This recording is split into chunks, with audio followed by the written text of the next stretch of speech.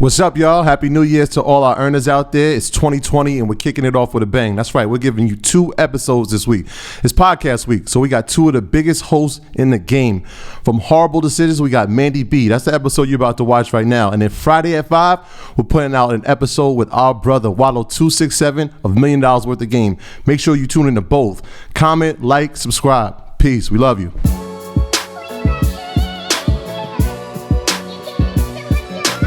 All right, guys, welcome back. EYL. This is going to be a very, very exciting It's special got all the episode. makings. All the makings. For sure. But before we start, I want to let you guys know, last minute run, but we are headed to Atlanta. You got probably by the time this comes out a few days to get tickets. It's going to be crazy. ATL. We on the way. Can't wait to touch the town. January 25th, January 26th. It's going to be crazy. It's a 2-day event. We're doing a live podcast on January 25th with the PTG boys. I got Brandon and the whole crew. They're running the car game right now. They're going to be guests. Yeah. We're also going to have celebrity realtor Kiana Watson from Atlanta. She's doing her thing. First Family of Fitness going to be there. First Family of Fitness. Mr. and Mrs. 2 weeks out. They doing their thing in Atlanta for sure. And our brother Kenny Burns. Oh, the legend. Yeah, we'll be in the building. For sure. Curator of culture himself. That's a fact. And then after that, it's open bar. And it's catered. And it's a private networking event. Everybody act accordingly. It's a whole vibe. Yeah, that's a fact. Stay off the Henny. And Sunday, the day after, we have a workshop with our guy, Alex Good Energy, talking about trucking. Andy from Y2K Credit Solutions, going to talk about credit. MG, the mortgage guy, is going to go over mortgages and everything you need to know about real estate. And the king of wholesaling, Max Maxwell, is going to talk about wholesaling. So that alumni list is strong. Nah, it's crazy. And that's a strong list. Everybody else is coming. Wall Street Trapper will be in the building. Mobile Homes Elite will be in the building.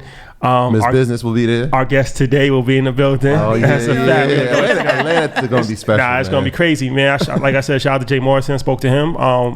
He might pop out. So, all the information is online. There's a couple different varieties as far as if you want to break it up. On the earnyourleisure.com events tab. So, Atlanta, looking forward to seeing you guys, man. Can't wait. It's going to be silly. So, we're going to jump right into it. This is going to be a very good episode. So it was crazy because me and Troy was out at dinner about a few weeks back.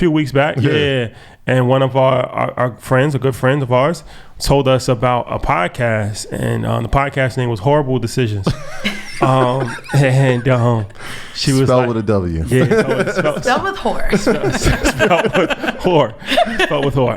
And she was telling us about it, and I'm like, oh, I never heard about it. I'm like, that's interesting. And then she's like, nah, they're big. Like, it's really like a big deal. It's a big deal. And then like 2 days later, as fate would have it, yes, one of the stars DM'd us and told us about their podcast and was like, yo, I'm interested in being on your podcast. I'm like, yeah, funny you say that. We just so no, I thought it was I thought it was a setup. I'm like, yo, they said that so they can hit us up, and I'm like, no, none of those things, just a coincidence. Yeah. So we got none other than Mandii B, aka Full Court Pumps. Yes, co-host of the Whoreible Decisions Podcast. So Whoreible Decisions is a sex podcast. Yes. And it's huge. It's one of the top podcasts. It's in the top 1%. Yeah, we shouldn't even just say sex though. We should say women's empowerment. So it's women empowerment, but we focus on we do anti-slut shaming, anti-kink shaming.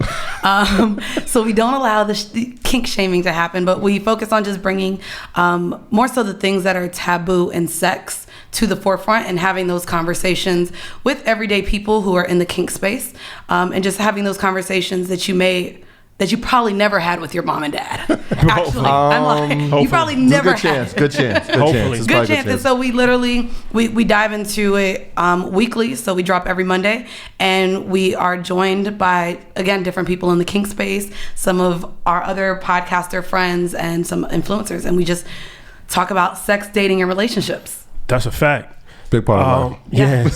So the interesting part of the story for us, since we're a business podcast, is that Mandii used to be in corporate America. Yes. And we're going to talk about her journey. But so the podcast industry is a unique industry. And we've talked about podcasts a little bit from our standpoint, but this is the first time we've actually had another podcaster on. Oh, wow. I shouldn't say that. But this is the first time that we've had another podcaster going in depth about podcast industry. Mm-hmm. And so this is going to be an interesting conversation because we're going to break down the numbers and stuff like that. And it's a really dope business model as far as for podcast, and every podcaster is different as far as like how they want to run their business. But one of the good things I like about the age that we're in right now is that, and especially with podcasts, anybody could be a podcaster. Yeah. Anybody, like, you can do it out of your home.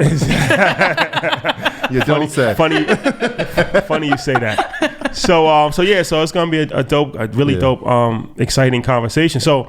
All right. It's 2022, and I just want to make that note. Is like we want to empower our women. Well, we want to make a conscious effort to make sure we have more women on. I literally told him on the phone. I said, "Y'all need more women." So I like hearing from the men. So but 2020, that's we making it. We making it happen out here too. An effort to make sure that happens. Man. That's a fact. Y'all killing it. That's a fact. So you're a full-time podcaster. This is what you do for a living. I just left my corporate job June 26, 2019. Yes. So can you talk about that? Because you was with Ernst & Young. Yes. Ernst & So Young, I worked at Ernst & Young I left right before my 1-year anniversary.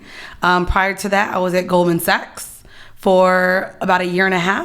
And then this was all while I was in school obtaining 2 of my degrees. So I was on path to be a CPA. In New York, you need 150 credits to get your CPA license. So I ended up getting 2 bachelor's degrees in a 4-year time. So that was 151 credits in 4 years. And so I have my BS in accounting and my BA in business administration with a focus on marketing. Dope. And what'd you do at Goldman? So at Goldman, I did the same. So I did investment tax. Okay. So I was in the investment tax group. And then at Ernst & Young, I did taxes for financial services. So I did taxes for hedge funds and private equity funds, so investment institutions. Do you come from a family of finance, or Hell no. You're just like I'm from Florida, so like I actually even wanted to get into opening these conversations to just the younger generations of careers that you could have. I went to a school that focused on putting everyone either in as a nurse or cosmetology. That's it. That's what they pushed people for, just to go to college. Neither of my parents went to college. Neither of my parents have college degrees. They just believed in working. And so initially out of high school, I was a bartender. And my dad thought that wasn't a real job. He said, you need to get a real job. And it wasn't until I moved up here to New York. I've been up here about 7 years. I didn't know what to do. So I was between bartending and working at temp jobs. Mm-hmm. And within the temp jobs, I could only get like a receptionist role. And I was like, I'm smart.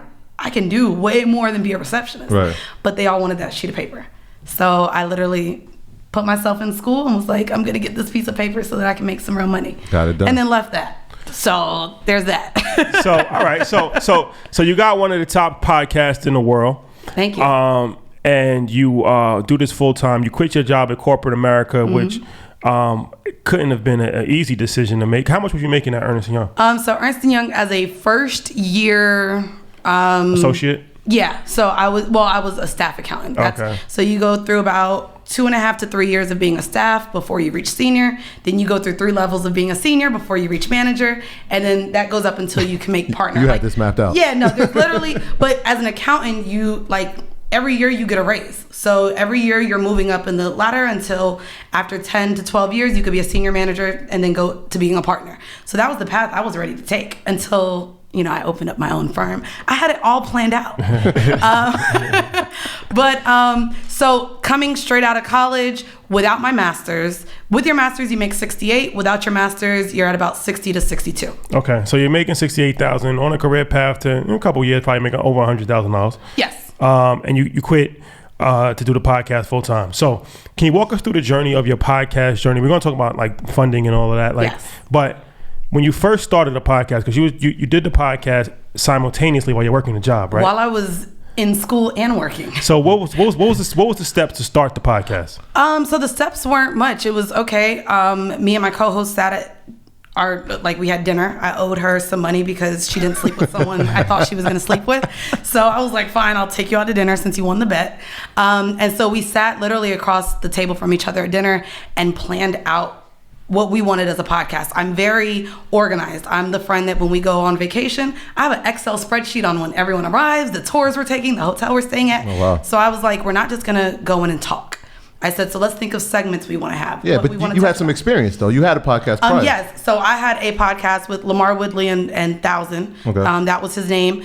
And we did a sports podcast. And even with that, we made sure We touched on certain events that happened in the week, our thoughts on the business aspect of sports, gossip. We literally added those into that podcast, which stopped because we were all remote.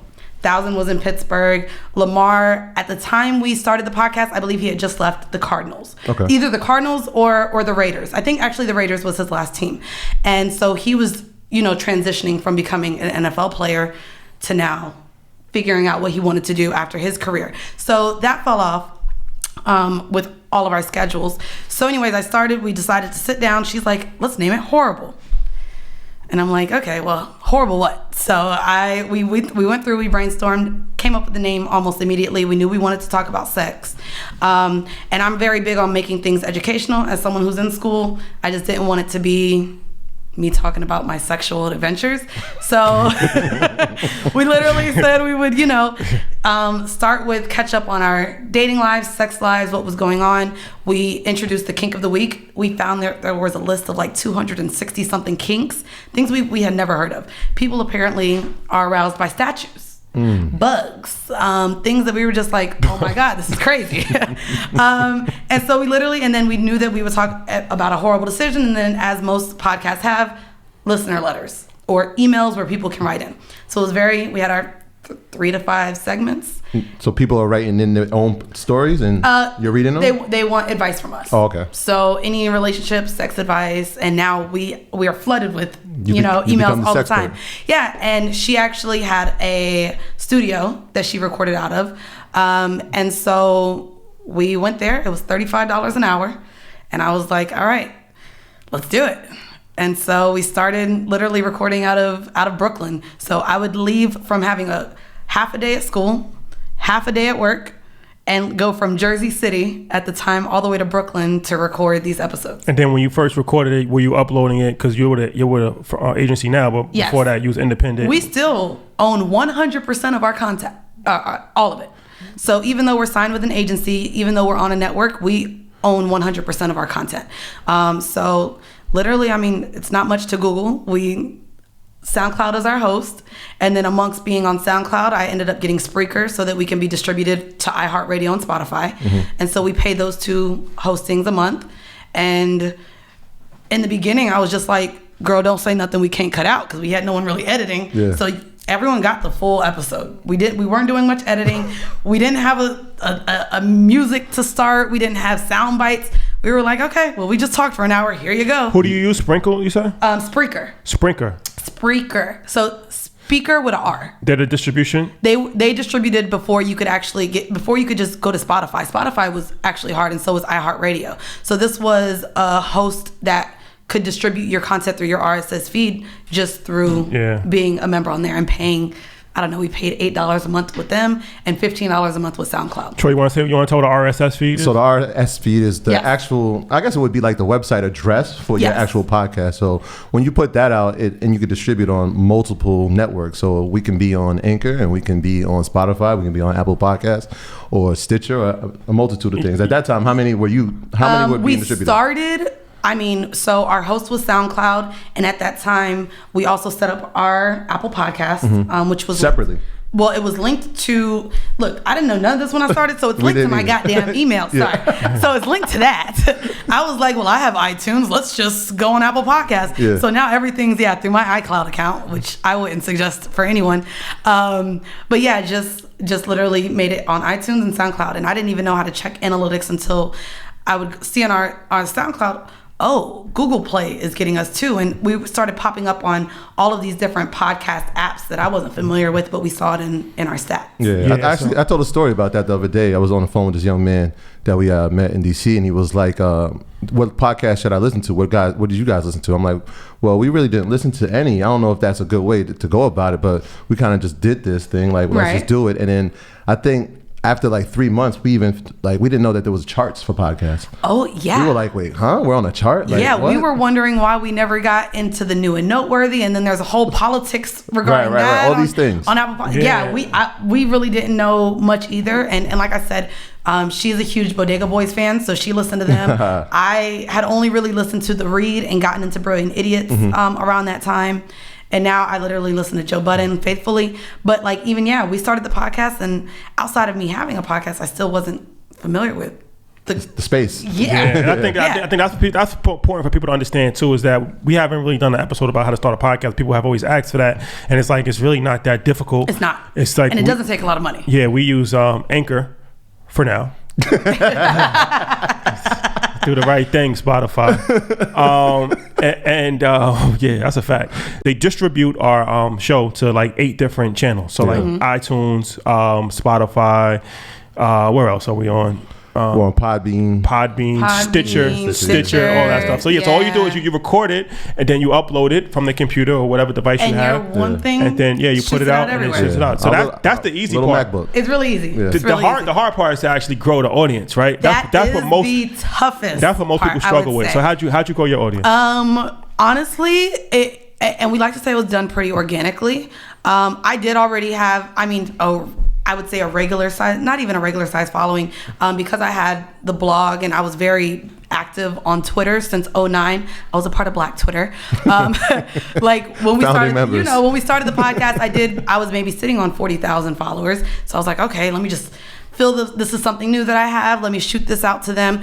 And then I had a lot of friends also with a lot of followers. So I think by our 3rd episode, I brought on Trey Pizzy, who's a rapper in the Bronx. He has his following. And then by episode 6 or 7, we had B. Simone, who is now, at the time, she only had 300,000 followers. Yeah. She's big. She's now on tour with Martin Lawrence. Is she? Yes. Wow. She was on the show with Lil' Kim when they were on the yacht, right? She is our first episode of 2020. We have grown together in what she's done.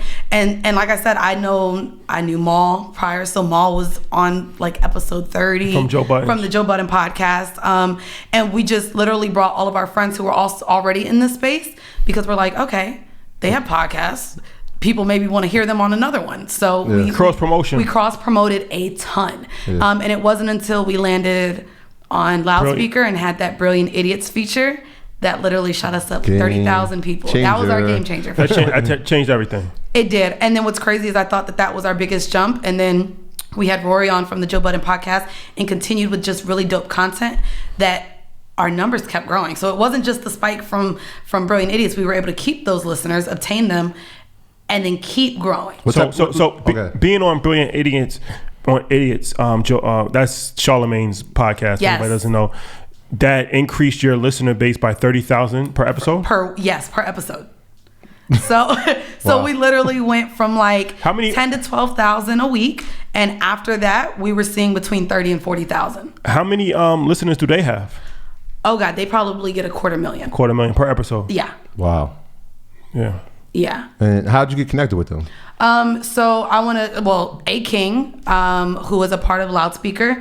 I remember he got brought into like our 3rd episode of recording, and the studio at the time, the guy who's the owner of that was just like, yo, these girls are dope. So he came in and listened to us, and he was like, yo, y'all got something here. Keep working on it. We were 3 episodes in. He didn't know we were going to last a month later, because podcasts start and don't finish. They're not consistent. So he's like, y'all keep going. Y'all got something good. And me and him maintained a friendship until it was just like, listen, we just sold out a show. Our numbers are going up. We're now almost at 10K a week.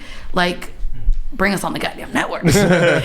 we're doing this. So, and then we decided, with Charlemagne also, because he's on the network, they were like, okay, we'll bring y'all on to Brilliant as the first. So yeah, I'm glad we're having this conversation for a lot, especially for people that are starting podcasts, because this is all stuff that we're learning. Like, we didn't know, because me and Troy never listened to podcasts before we started a podcast. We still only listen to podcasts. To be honest, Whoreible Decisions is now on the. We subscribe to it. So you already said you couldn't make it. Hey, it gets a little raunchy. Okay, I gotta make sure my son's not in the car. But, headphones needed. That's a fact. Yes. But but it's important for people to know this, because nobody really knows this stuff. So the podcast world is kind of similar to the music industry. I'm finding out very much, where it's like the music industry, you have labels, right? Yes. So you have like a Def Jam, you have Universal, you have labels, right? Mm-hmm. So you have networks in the podcast game. So you're on Loudspeaker. Yes, that's a network. So, and we're on a network with probably, as we mentioned, the top 1% of podcasts, specifically in the Black space of podcasting. I'm amongst the top. So there's the Reed. Friend Zone, who also does touring. They just went on tour with McDonald's at HBCUs. Of course, you have Angela Yee's Lip Service, which I love, and I love her. And also Brilliant Idiots with Charlemagne and Andrew Schultz. And Flagrant 2, which Andrew is now selling out everything. He's doing everything. So that's a network. Then you have shout out to our brother Wallow 267 and Gilly. Congratulations, they just signed with Barstool. Yeah, Barstool's huge. Big time. Barstool is huge. That's a network. So there's a few other networks. So and similar to a record label. So like if you're a Def Jam artist, right? It's easy. They're gonna collab with other Def Jam artists, right? Yes. So if Jeezy's on Def Jam and they just got a new artist on Def Jam, the best way to give him that look is to put him on a record. Yeah, it helps everybody. Or it's like quality control, right? Like quality control, like they got Lil Baby. The best way to give him a look is to put Quavo on the hook. So now you come on to the label for pretty much for the people to understand it. And who's featuring on your first single? So they put you on Brilliant Idiots. So how did that work? Like, did they have to? And I knew they were scared of us. We literally were also on only for the last 25 minutes of the episode.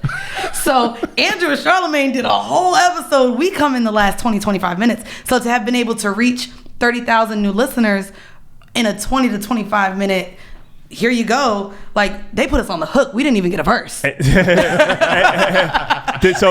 did they have to get the okay from Charlemagne? Chris Morrow, who is head of Loudspeaker, I'm sure they did all their talking. He's like, all right, it's cool, whatever. And they were like, these girls are ready. Nah, because it's interesting because like I said, so all right, so in this equation, if you're a loyal listener to Earn Your Leisure, we're like Koch Records, like we're completely independent and we're just flying by the bootstraps. Yeah, we don't know anything. We're just figuring it out as we go. So it's good to know this stuff because it's like, oh, this is how these things actually work on the other side of the table. Right. We're like the underdogs in this whole scenario. Well, no, even talking to you guys, a lot of people look at podcasting as it's a hobby. It's something to do with your friends. And I remember even the conversation Weezy and I had before starting the show. I was just like, listen, if we're going to follow the model to try to make money on this thing, we got to look at this as a business. We have to operate as a business. And if I don't see no money, girl, I got a career I'm going to. I got a plan B. And you know, I never in my wildest dreams, again, we started this podcast less than 3 years ago. April of 2017. It's now 2020 and we're now on our second technically tour. And like I said, we made $250,000 last year on what a lot of people see as a hobby. And I was able to leave what I thought would be my career for the next 20, 30 years. And it's only going to get bigger from here. Yeah, that's the plan. God willing. That's the plan. For sure. So, all right.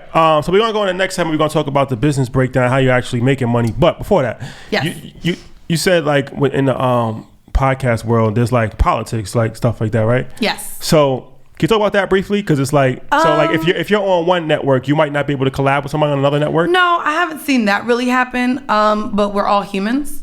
So you have, I don't want to say human error, but human relationships. And so you do have people who aren't friends or have a history for some personal reasons, and now you'll probably never see them collab. And that's just more so, that. And then you also have to look at it as a business. Like, does it make sense for me to go on a podcast that talks about cooking? Probably not. Yeah. Somebody might have a food fetish. You know, look, aphrodisiacs. Okay, you're right. We can maybe make it happen. There we go. But you also have to look at it like, okay, does this make sense for me to collab with this person? Does it benefit my brand? Does it benefit their brand? And again, also, like I said, there is the human aspect of things. So even though we're all podcasters, that just like all rappers aren't friends, all podcasters aren't friends. That's a fact. And it's like I said, it's a whole underworld of podcasts. So I definitely thank you for giving us information. Thank our brother Wallow. He gave us a lot of gems. Chad from 85 South Show. Yep. I love all of them. Yes, I love Carlos and DC. Yeah. I'm still waiting for them to come on. But no, supporting everything they're doing. Yeah, because they just give us game, and it's like those guys are established in the podcast world. So like this podcast podcast award shows. Right. And it's like iHeart, and it's like different things, and it's like exclusive deals now that podcasters are signing, like exclusively with Apple, exclusively with Spotify, right? and it's so much different stuff. What we're going to see in the space of podcasting, even over the it's next just getting year, started. like it's just getting started, specifically in our space where talk radio's been out. Howard Stern, what I'm doing now isn't new. We're talking about sex in the same way that Howard Stern did. He brought on porn stars and had them do wild things, but it was just talk radio. Talk radio is essentially what podcasting is. But in our, I guess, communities, we didn't listen to talk radio. No one wanted to turn on and hear people talk. But now we're getting in a space where it's very open. And again, the everyday person is finding themselves with a podcast with a lot of listens. Yeah. They find because they find a lot of value in it, right? So like this is the way we educate now. Like we used to get educated through the music so much that we listen to now, or the kids listen to now. Not the same message, right? Yeah, so now, no one wants to pick up many books, really. They want to get it in a 140 character tweet. This is what's going on, and that's the limit to what they're reading. So we're putting it through their ears. We're putting it through their ears. The same way we learn from music, now we're putting this education through their ears, because that's what people have. They have their phones. They could just hit the podcast joint, and they go away with the education. That's a fact. So all right. So in the next segment, we're going to get to what everybody wants to know is how do you make money on a podcast? Yes.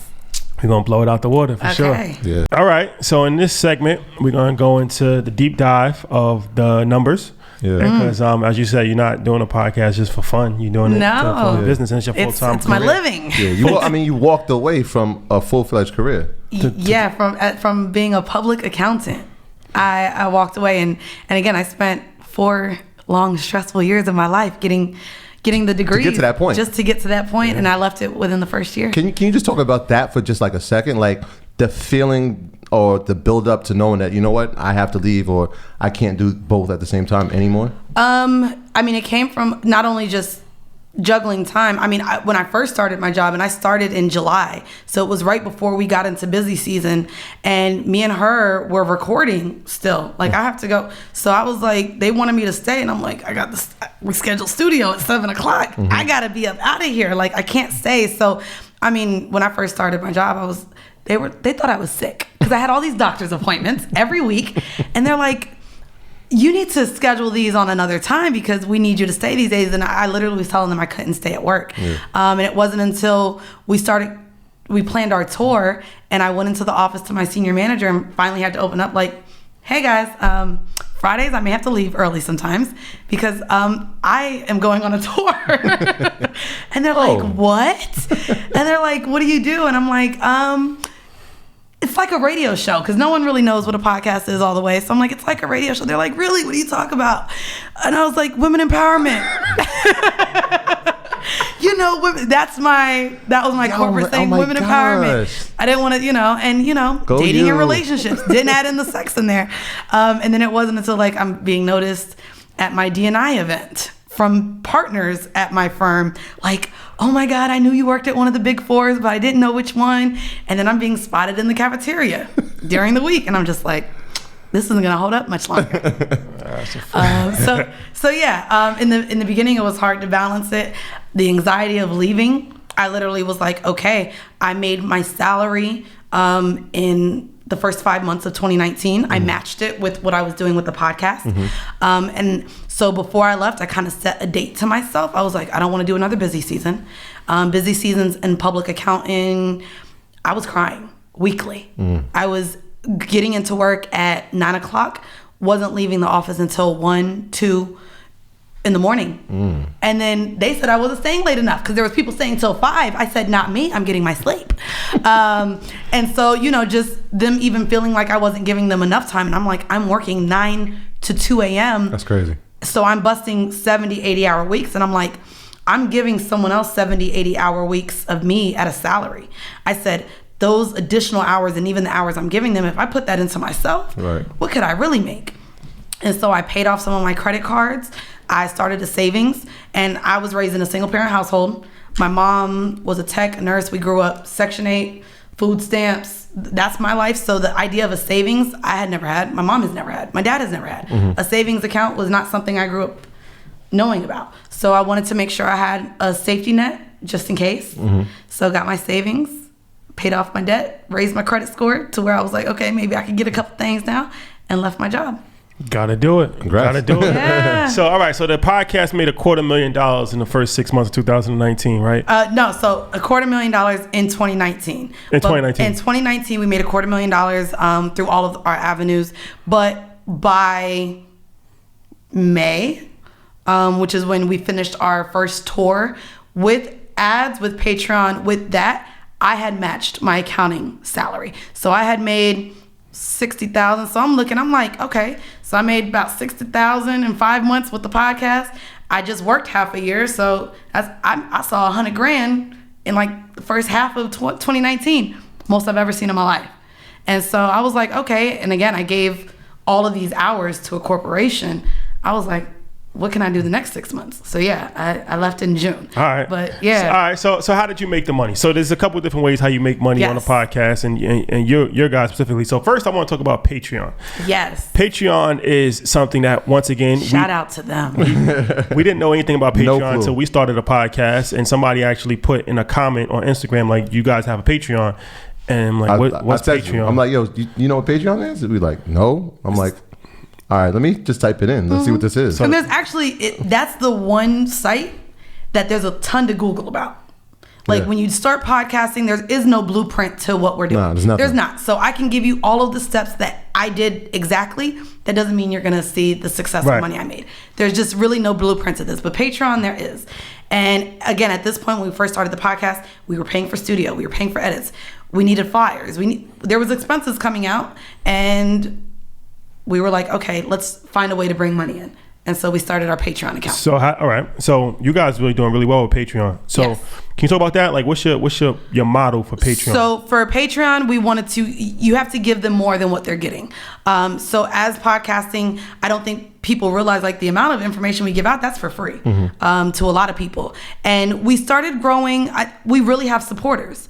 I like to think of our audience as they're our sisters, they're our best friends, wearing their head as those things. And so being as vulnerable as we have and transparent with our lives, people wanted to support us, but we were just giving them content for free. So we were like, okay, what can we give them for a subscription? That's what Patreon is. It's a subscription platform that you could add to your already present platform. For creatives. And it doesn't have to be podcasting. It could be anything. It could be videos. It could be anybody can have a Patreon account. And how much you make on Patreon? So currently we're seeing close to $9,000 a month. So what do you have? Like, so right now we offer a $2 tier, a $5 tier, and a $15 tier. And for our $15 patrons and $5 patrons, they get 3 bonus episodes a month. So as a creator, we are creating now 7 to 8 episodes a month. And then for our $15 tier patrons, we send them out merch. So every 4 months, they are able to receive merch from us. And it can be anything from a crew neck, a sweatshirt, a t-shirt, socks, a mug.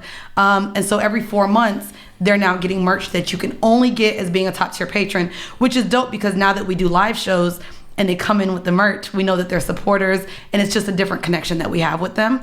But also it allows them to have their own community boards. They talk with each other. We give information that we only give to our patrons that we don't put on our public platforms. And then now that we are also on tour, it's the only place that you can be to get access to pre-sale tickets, which was a big thing because our Patreon community sold out our VIP tickets for our New York show before it was even open to the public. So people feel like, they're still getting value in being a part of that community. Dope. And how long did it take to grow? How many patrons do you have? We have about 1,400. How long did it take to grow that? We started our Patreon account December of 2017. And I can remember, sorry. I think we started with maybe getting $80 a month. And then that grew to $200 and $300, and it's a slow climb. But then that's when we went from giving them 1 episode to 2 episodes to now 3 episodes. So we've grown to let them know that they're getting, their money's worth. No, it was crazy. The first month we started Patreon, like I said, we had no idea. Like even creating the tiers, it was like, how do we even price it? We tried to figure out what would make sense, and then like the first month we had like 2 people. Oh, we were happy because we was like, $80. It covers our studio. Like now we weren't having to pay for the studio because these 5 people who, wanted to support us, it was covering our costs. No, Patreon is a great idea. And like I said, not just for podcasters, any creative that's looking to grow organically, because what it allows is for your natural supporters, people that really, really support you, to support you financially. And it's not just charity, they're getting something for it as well. So like what we've done with our Patreon is that we've given like the top 2 tiers access to our online university, which is called EYL University. They also get access to live stream events, all of our events. They get discounts to our events, I think like 20% discount. Yeah, 20% to the events and to our merch. Nice. So when they go to earnyourleisure.com, they can buy the merch. And they get FaceTime calls at the highest level, right? Yeah, we're gonna. So like now. We started the calls. I was like, girl. We're in the process of revamping it, because it's like, we've added so much content now that we can maybe offer like another episode. So we're gonna start doing things like that too. Right. Maybe even transcripts. Yeah, transcripts of the episode. A lot of time people want to like. They take notes. They want over and above. So I really like when you told me that you was making $9,000 a month off of Patreon. I really like that, because it's a way to, because like you said, the podcasts are free. Right. So it's like, it's hard for podcasters to provide. So, and people don't understand how much work it takes to do a podcast. It's a full-time job. It is a full-time job. And the time too. It's like, it's crazy. Yeah, but even so, and then travel. Oh, and that's what I was going to say. So with those funds, we were able to, like I told you, our merch for our tour this go around cost us damn near $8,000. Like, it's expensive to buy merch, to sell merch, to go on the road. And so our very first tour that we did, mind you, again, just being on a network, we still own a lot of our content. And so our first tour, we had no agent. So Patreon funded our first tour. We spent about $20,000 getting the venues. And this was throughout 8 cities. We did 13 shows. And we literally were like, okay, let's look at our analytics. What cities are we going to? We looked at our SoundCloud analytics and was like, okay, we have audiences here.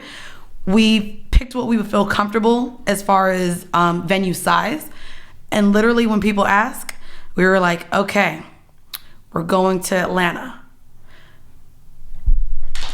Google Atlanta Theater. That's what we did. Yeah. We Googled the city, followed by the word theater. A list came up, and we started emailing and calling those places, asking for availability and rental cost. And so we went through all of these cities. We picked the venues. We got the rental costs. We knew what we wanted to stay between as far as money. So I think our most expensive venue, of course, was Caroline's. New York City. How much was that? New York City. That one was about $5,000. Yeah. And for a matinee show. The comedy clubs weren't dealing with us at all. They didn't know who we were. They didn't really know about podcasts. We had a 4 p.m. on a Sunday. So for the comedy clubs, they were a little bit more pricey. But our venues ranged anywhere from, our venue in Chicago was our least expensive. That one was, I think we got for like $150 an hour. And it sat 130 people. We did the numbers. We priced our tickets. We had our friends check people in. We said, here's an extra phone, scan them on Eventbrite. We put all of our tickets on Eventbrite, had our friends at the door. We were like, we not popular. We don't need security. Had no security for the first tour. And we knew we had to be out at a certain time because we weren't paying no over fees. So we rented the venues, kept 100% of the door, and we covered our own hotel and transportation expenses. So for some of the cities, I was like, girl, I'm staying with you. Even though I'm on tour, I'm staying with my homegirls. And how many cities you doing your first tour? Our first tour, we did 8 cities, and in about 3 or 4 of the cities, we had to add an extra show because we sold out the first show. How much money did you make on your first tour? Our first tour, we made about $110,000 profit. If you take out the venue costs, we saw almost $100,000. But now you got an agent. Yeah. Yes. So it's different. That's now, changed right? some things. It's changed the game for you. Yes, we are now signed to WME, and they are now doing our second tour. And we went from doing 8 cities to 17 cities. And how has that helped you as far as like boost up the amount of cities? It's been amazing because we don't have to call the venues and be like, hey, so we want to do a show. Like, that was the thing. We're walking into these venues. We're doing tech. We're doing sound. We're making sure the green room is cool. We're handling the guest list. They're like, y'all don't have anyone? And it was literally me and my co-host with our friends that wanted to help. And so we're going into these venues as the booker, the talent, the management, the producers, of everything. So now the agent takes care of all those roles? No, the agent takes care of booking the venues, Okay. and we now have a tour manager and a tour assistant that deal with the writers, production, to where we can now show up and put on a show. And they get paid. Yes, they get paid. Percentage off of that. Our assistant, we pay salary. Our tour manager, we pay salary, and the agent takes a percentage. You said writers or writers? Writers. So like the list of things you need? The things, the hospitality writer is what we ask for in our green room. So I wanted to be like, I want Skittles What's on that rider? with the purple ones taken out. But I was like, no, let me stop. But I was like, ooh, we talent now. Like, we went to Howard Theater, which was one of our biggest venues, and my name was on the room. I was like, I need all them tickets. But no, I'm my writer. It's Tito's, which I might have to up that because it'd be gone before the show starts. So I got Tito's. My co-host has like Red Bull, like it's simple. That's our hospitality writer, and then we have our production writer. So what we need on stage, the music that we're gonna play, the host, what time we want them and come out. So we still are very much in charge with the production of our show. Okay. And that's dope because that's important to us. It's so the podcast game is becoming like a real crazy thing where it's like as a podcast you can go on tour just like a musician can go on tour, right? And you get the same benefits. And it's like what you described for your first year, that's like where we're at right now because we're on our tour right now, but we do everything ourselves. So that's the thing that I will say. A lot of people see a lot of podcasts going on tours or doing live shows, and they automatically think they have to do it. I would go against that. I think a lot of people think that, you know, if they're not doing live shows, then they're not successful. And I think they need to focus on maybe reaching their audience more before just, okay, we're going to do a live show. Because I do know a lot of podcasters that are like, okay, it's time for me to do a live show. And then they get the venue, they start selling tickets, and no tickets are being sold. What's the number though? Like, when do you know? Well, our blueprint was we did networking events. We did free networking events in 6 cities in America. We did LA, Chicago, Houston, New York, Atlanta. Anywhere else? No, you got them all. 5. We did 5 free. In DC? No, we're not a networking event. Oh, right. We did 5 free networking events last year. Free, completely free. Come. And we just made money off of merch and the bar. We split percentage on the bar, right? We did that for a few different reasons. A, we wanted to just get out and touch the cities and interact with the people. And we used it as a real-time gauge to see how hot we was in those areas. I really like that. It's like the pop-up shops. For our first live show, again, like I was telling you guys before, as an accountant, I'm looking at margins and break even and all of the things necessary and looking at what we had to put out and so what we needed to sell tickets at. We did have our studio that we recorded at the time. He put up the money and then we paid him back with the ticket sales. But we literally, our first show, we saw no money at all. And we weren't doing it for money, but we were doing it to reach our audience. So I would say that would maybe be another tip, is to make sure you price the tickets at something where you could at least break even and not to look at your first live show as something to make a ton of money off of. So maybe sizing your venue down with something that's not going to cost a lot. Yeah, and so it's dope because it's all a learning experience. It's like, so for us now, like I said, we're in a stage where we're not signed to anybody and we don't have any booking agents or anything. So we're doing all this stuff. It's a lot of work. That's why we kind of like spread it out like 6 weeks in between shows. And we do 2. So we do like a live podcast and we do a workshop too. So it's like a 2-day event. But when we got invited, like I said, shout out to 85 South, and we got invited to, they were guests on Lip Service. Yes. On the Lip Service, Angela Yee's podcast. So we went to the show that they had in New York City. Oh, at the Apollo? No, at where was it at, Troy? Lincoln Hall was Lincoln Hall, I think it was. Okay. Yeah, but it was.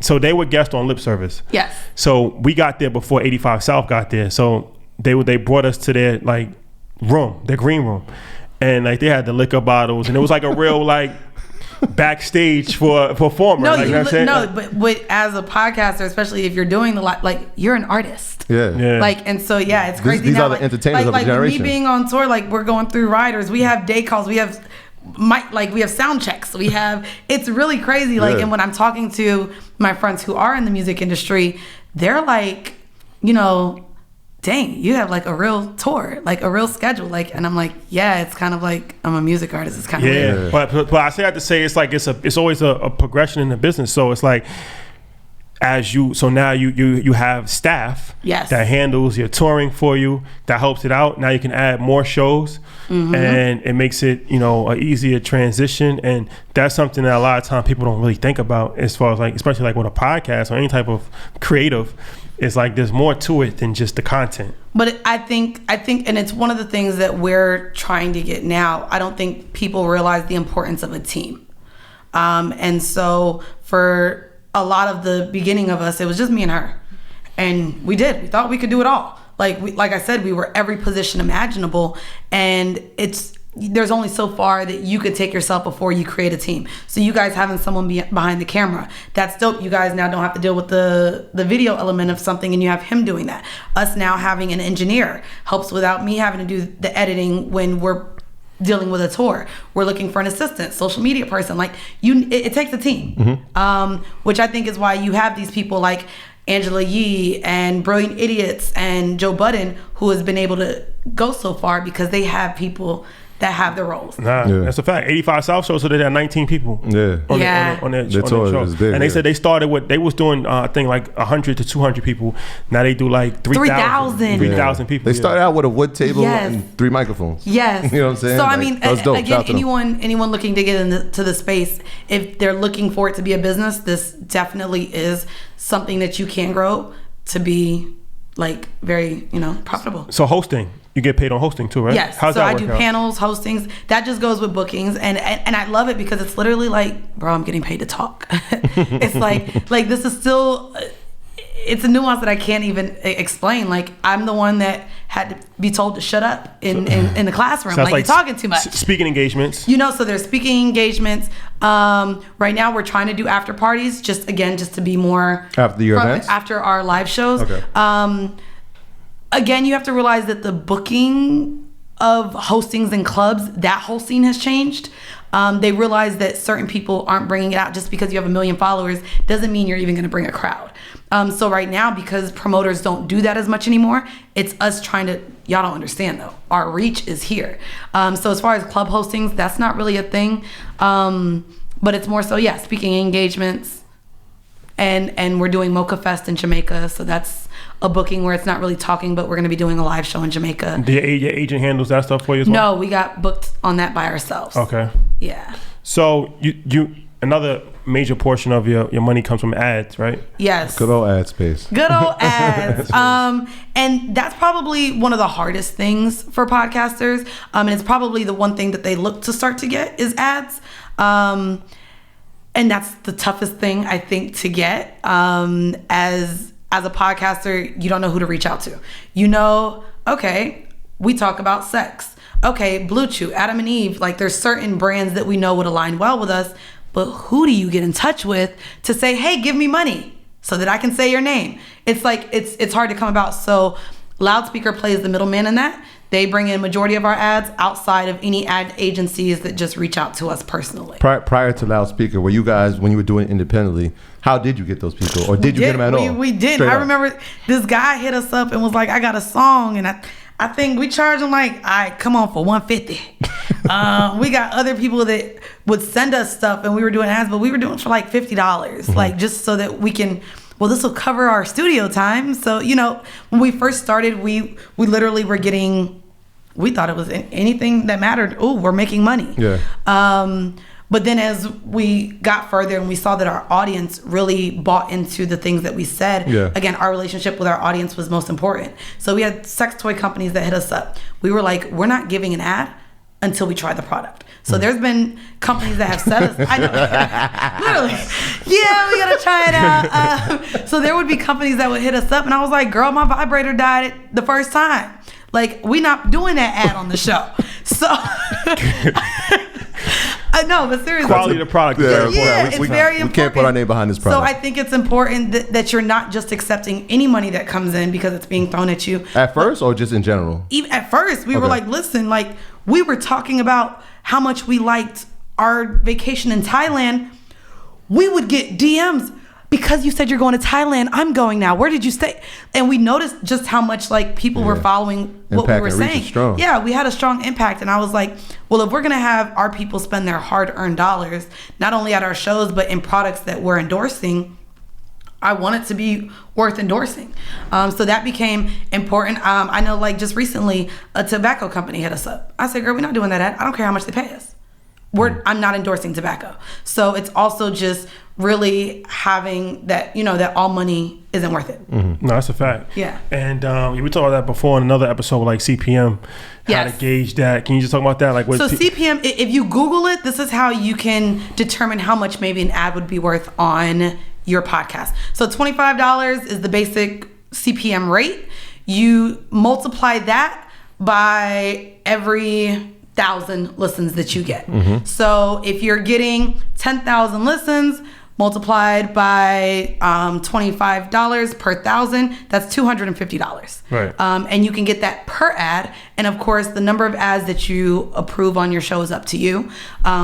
We don't really like to go over 4, and that's maybe 2 mid-rolls and 2 pre-rolls. Most end rolls don't really count as anything. Nobody's buying an end roll. Yeah. A lot of people don't listen to a full podcast. So those are normally thrown in for free.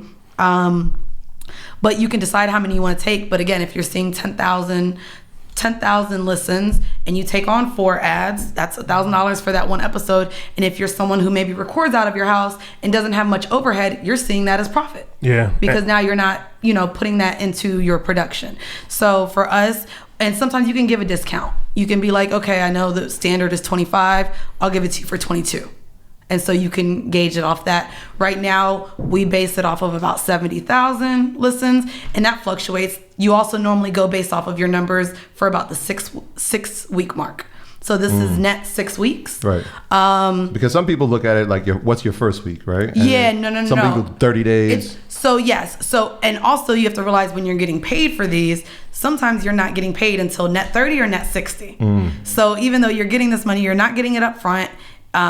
You're saying the ad and you're not seeing that money till down the line. So being kind of up on when you're owed, when to send invoices, this becomes now a part of the business where you need to keep track of what your money is coming in and what's going out. Now, also it's important for podcasters to understand too is that a lot of the ad agencies, they base your numbers off of predated data. Yeah. So it's like we could be in January right now, and then they'll base the numbers off of October. Yeah.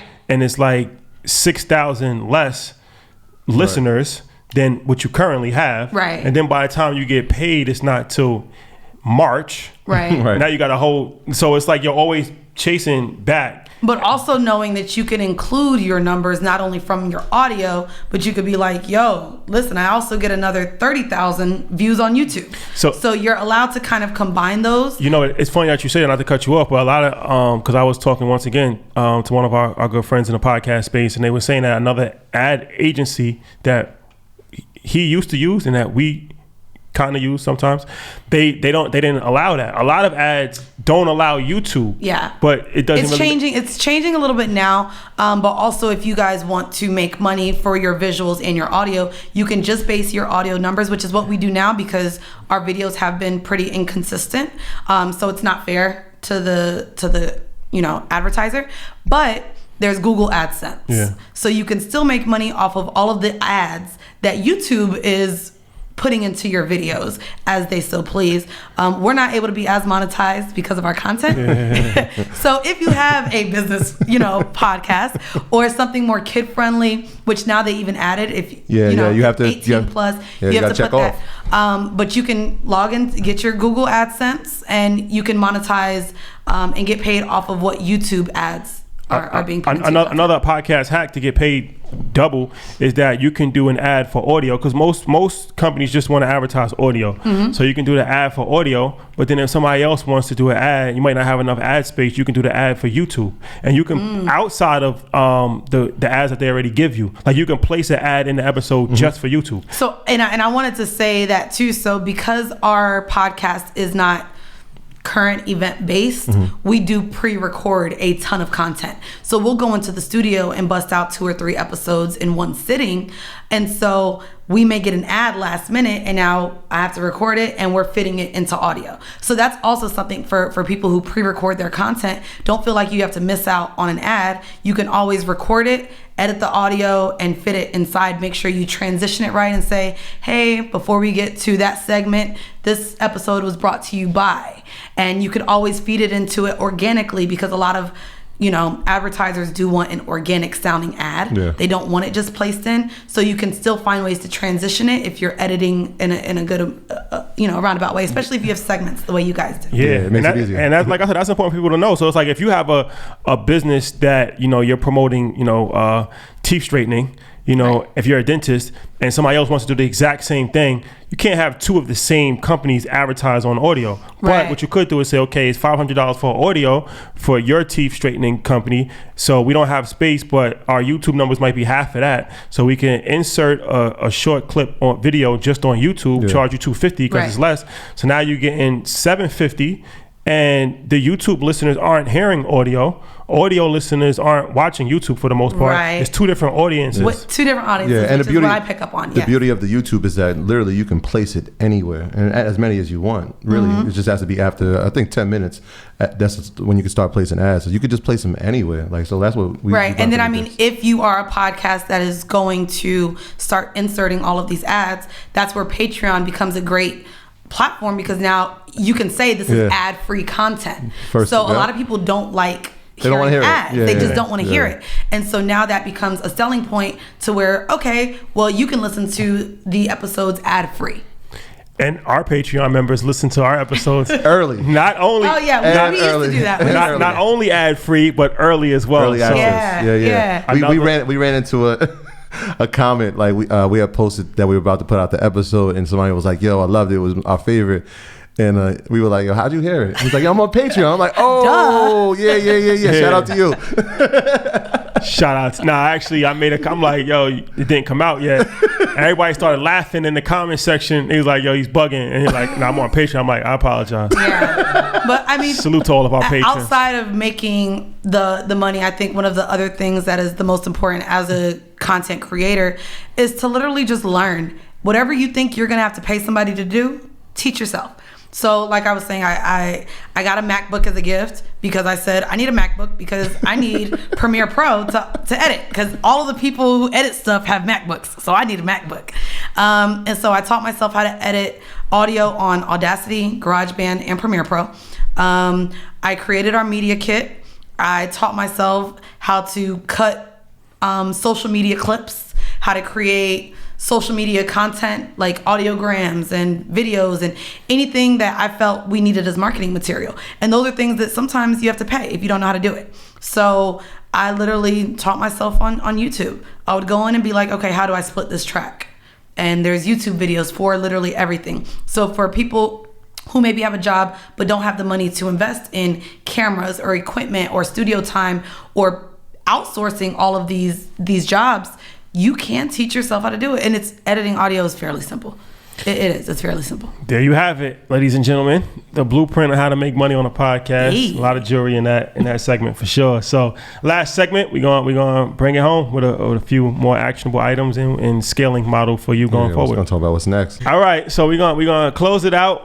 But before we do, I wanna Troy, can you just tell, because a lot of people always ask, I get this question so much, my personal page, Earn Your Leisure's DM, what mics we use, what cameras we use. We want to try to help people as much as we possibly can to get them up and started running the podcast. We kind of did an episode on Earn Your Leisure University. Earn Your Leisure University, we give the whole entire exactly. I actually brought the boxes down. Like, yo, this is the box.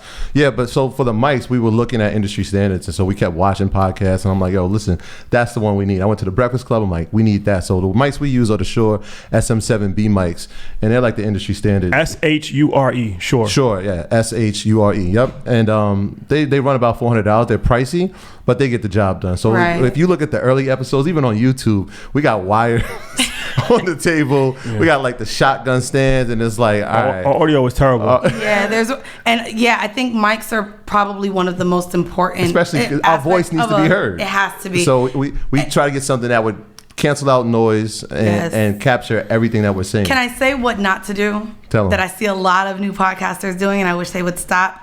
There's a mic that you just sit down. It's supposed to be a globe mic. Oh, yeah. Stop doing it. If you have guests, if you have more than one host, it picks up everything, and it literally sounds like you're in a bathroom. And we struggled with audio, even being in the studio sometimes, or even, guests would lean back or come over.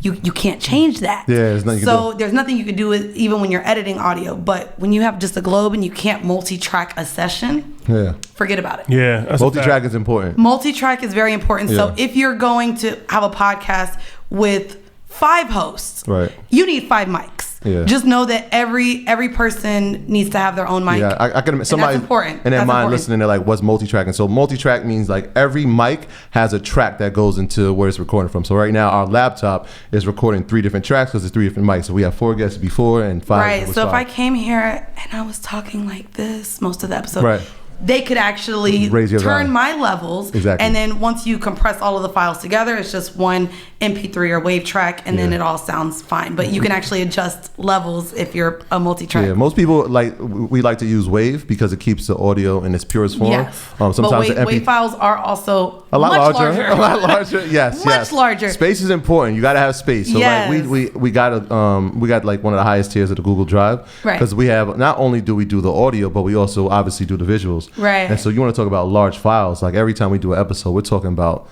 60 gigs per camera. Right. So like that's insane. Important too. And if you have Patreon, they don't allow large file sizes. No. So Patreon is MP3 upload. Yeah. And wave files are large. So what kind of cameras do we? So we for the cameras, we started with the iPhones, but we got these Lumens. We started with iPhones, like straight up, and I'm talking like iPhone 6. Like it was ugly, but we got the job done. The content was iPhone 6. He had an iPhone 6. I never had. I had the 8 plus. I had a 10. You had a 10. I had an 8 plus. Okay, that sounds about right. Yeah, 6 last year. 6. No, I got the 6 from my pops. I got the 6 from my pops because he just got his first cell phone. But now we got the Lumix cameras, and somebody actually asked me, why do we use the Lumix ones, Lumix 95s? It was because we want to record in HD. And most cameras, if you even try, like they'll let you record, not HD, 4K. They'll let you record 30 minutes.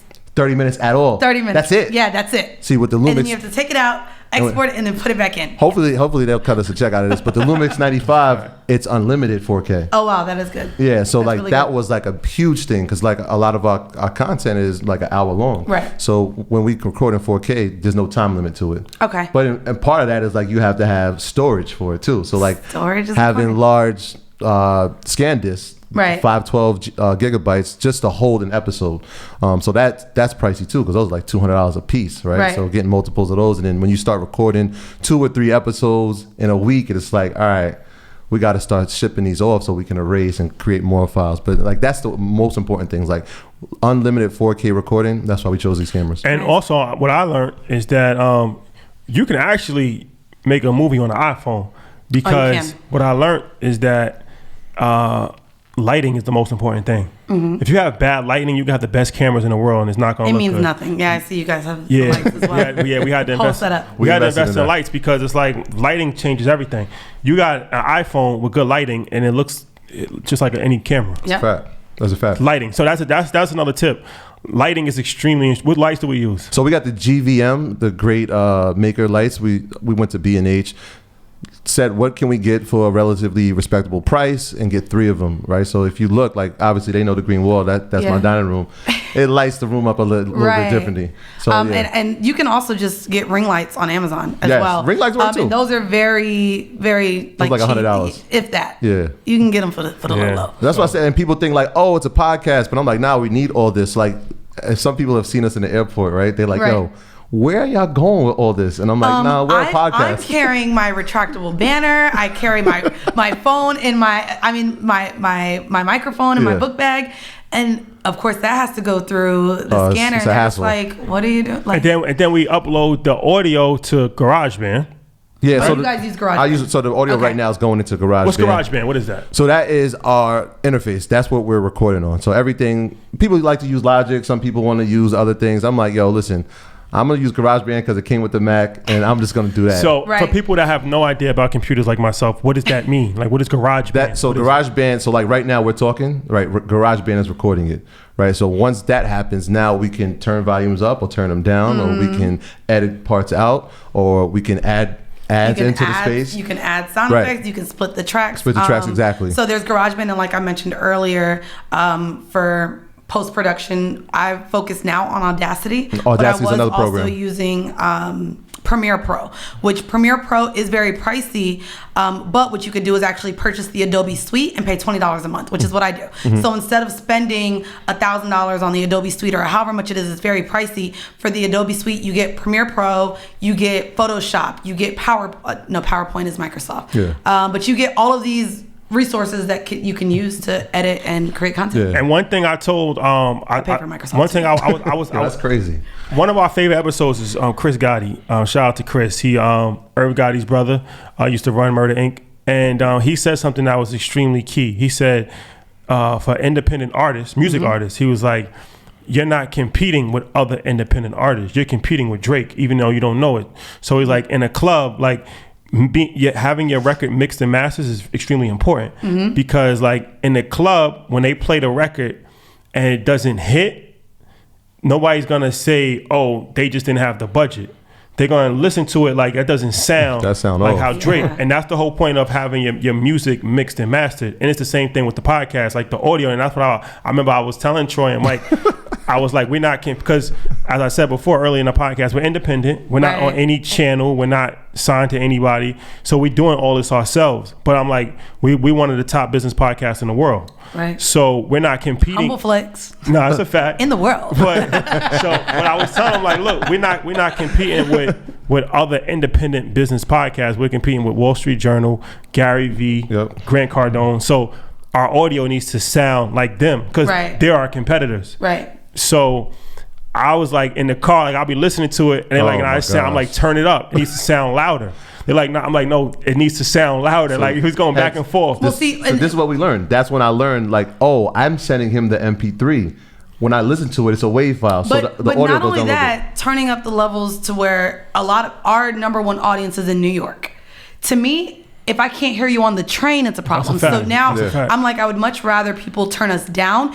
Once you're turned up, you can't turn up no more. You can turn down low. Like you can turn a phone down. So to me, as long as you're not hearing a static, I want to be sure everyone is at their highest level. I speak loud. My co-host speaks loud. When we have guests, I want them or their levels up. And to me, it's making sure we can be heard on a train in New York City. That's what my goal is now for audio. Yeah. That should be the standard. Yeah, but it's a learning lesson. It was like, yo, he would call us, yo, this is how y'all even listening to this? I'm like, yo, bro, it sounds fine when I'm listening to it. And then I realized, like, oh, when I have to send it to him, he listens to the MP3 version. I'm like, okay, that's why. The same way certain music bumps through headphones and you can hear them listening through headphones, I want you to have to turn down your headphones. That was my game. He didn't. That's the test. I kept telling Troy, like, yo, it doesn't sound good. Like, it's not loud. He's like, no, it's loud enough. I'm like, come in my car. So he came in my car and I played the radio. On the highest level possible, like blow the speakers out. I'm like, that's how it should sound, the highest level. Then I played our audio on the highest level and it didn't sound anything close to that. Right. I'm like you said, I'd rather people turn it down. Right. Than to have it turn all the way up.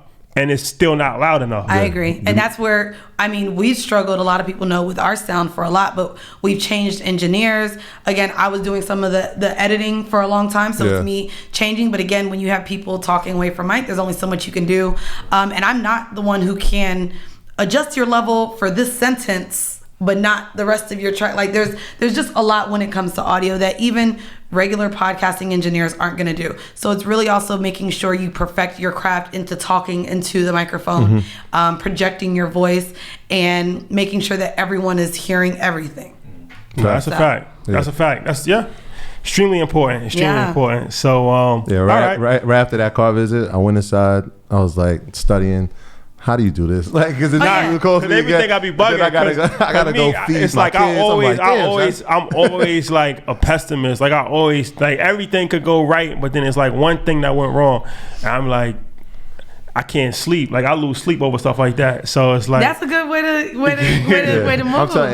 Listen, I just watched that Kevin Hart documentary, and I was like, I watched it too. We're a lot alike, and I know people were coming down on him on some certain things, but I was like.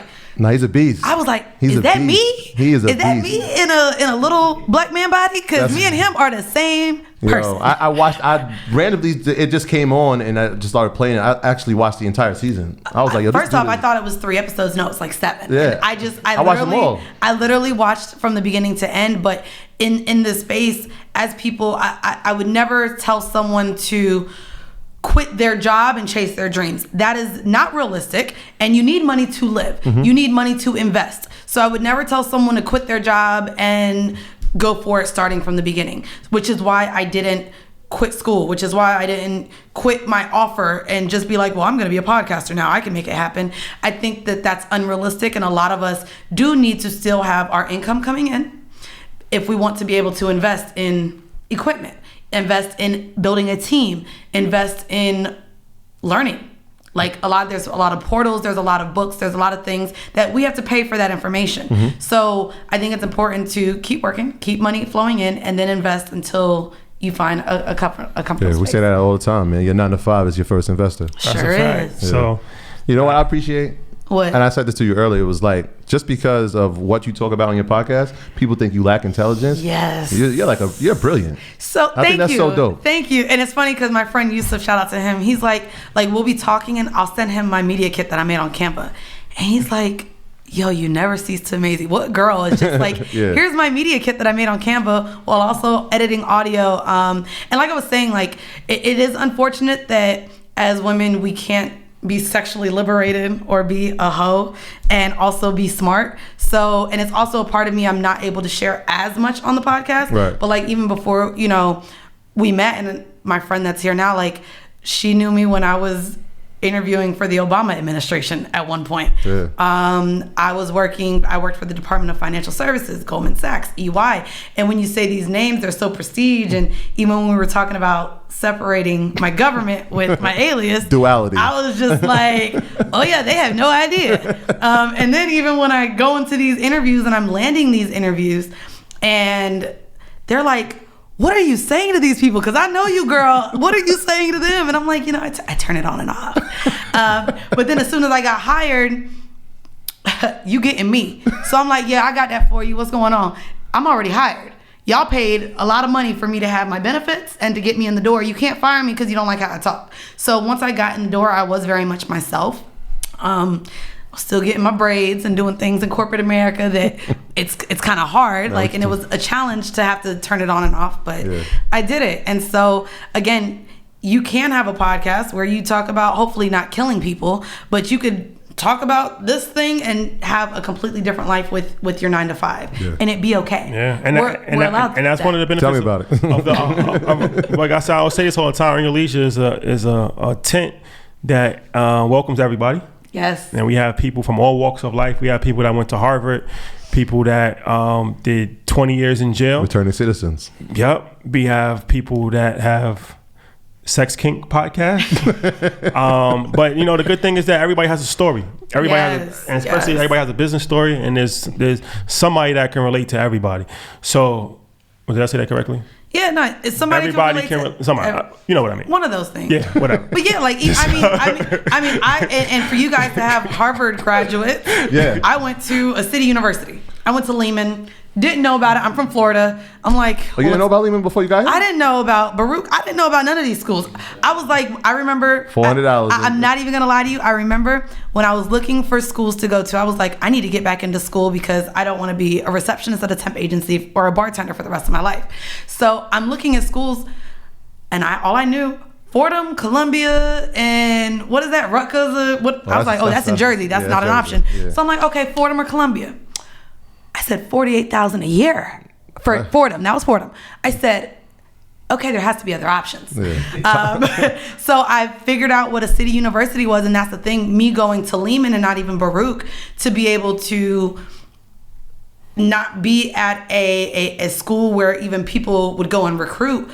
I'm in the face of Goldman. Mm-hmm. I'm in the face of a Big Four.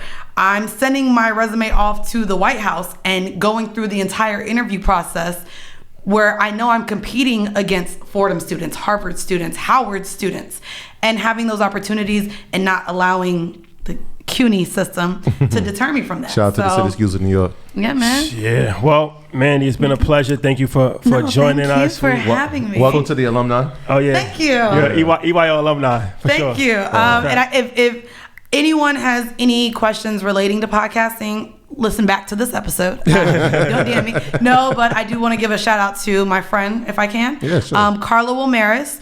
If you guys are looking to start your podcast, she offers a portal. So I know, again, I found you guys through Alex, who has the trucking industry portal. And again, thank you for that Shout out to episode. Alex. I'm looking to now invest. Yeah. So Alex. you what? Yeah, Alex, man. Alex, Yo. big man. Listen. But my friend Carla Wilmaris, she has a launch platform.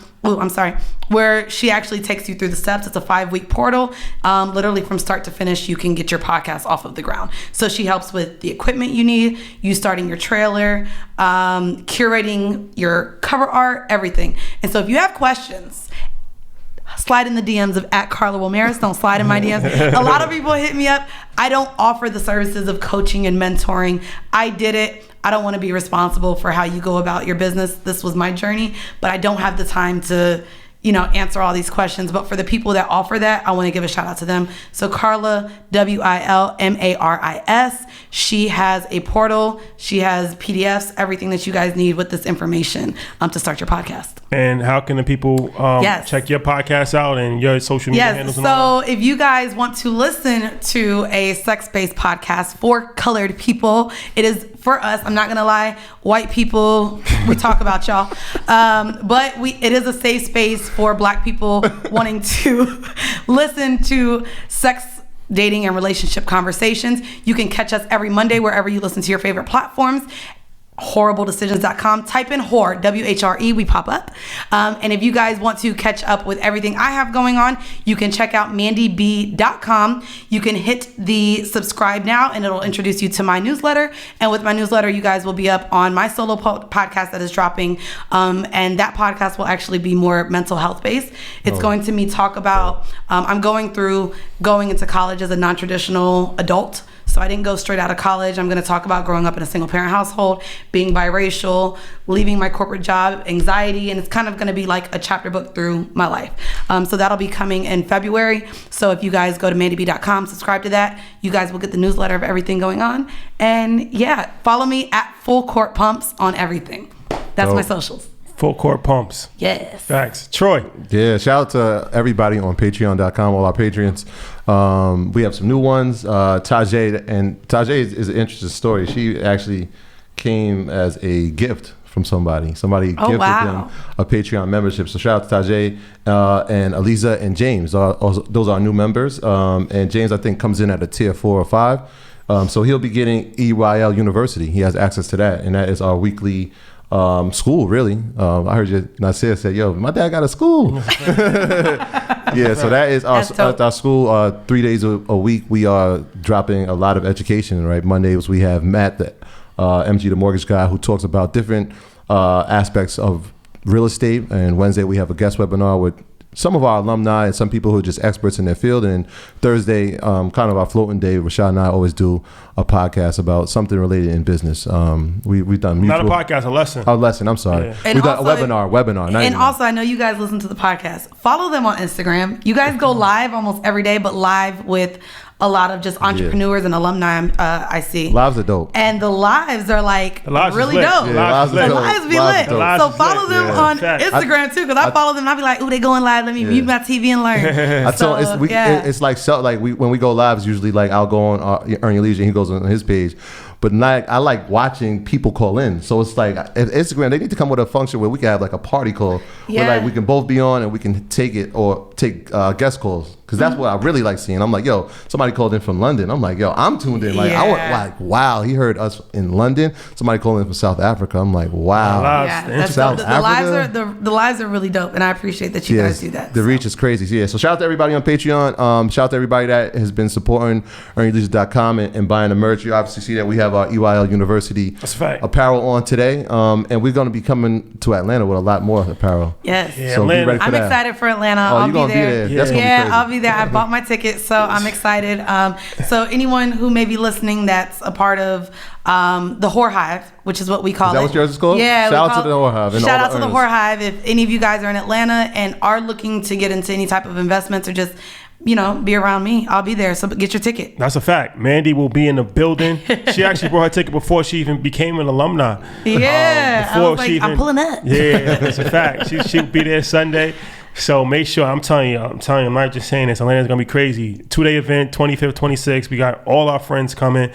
Everybody's coming out. So if you're in Atlanta, man, don't sleep on it. Make sure you pull up on us for sure. Book tip of this week is Start With Why. Great book, great read. So once again, thank you guys for rocking with us. We'll see you next week. Peace. Peace. Peace.